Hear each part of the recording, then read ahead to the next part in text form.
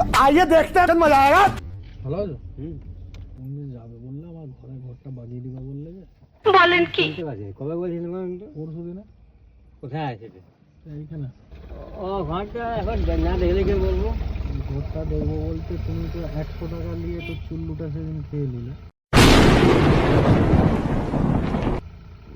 কে আমি কখন চুল্লু খেলাম? চুলো মোট খাইনি তো। আমি কখন চুল্লু খেলাম? চুলো মোট খাইনি তো। এই বিশ্বাস আর দেবে যে আমি সব খাইনি, বললে বিশ্বাস করবেন না।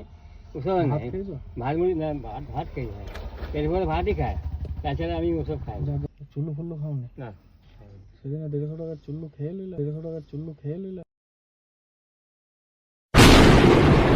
না সারাদিন কাজ করবো মনে করে দিচ্ছি, ঘরে যাবো না কাজও করবো, ওসব উল্টো পাল্টা কথা বলবো। তারা করবে না? না উনি খায় না মানে তারা খাচ্ছে লোককে।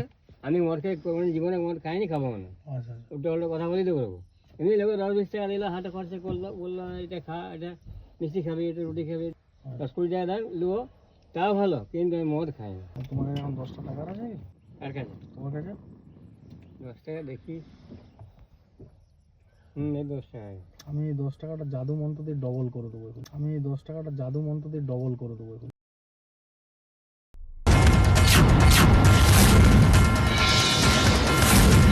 না এটা ওটা থাকবে করে দিই, দেখো দাও দাও না দাও গো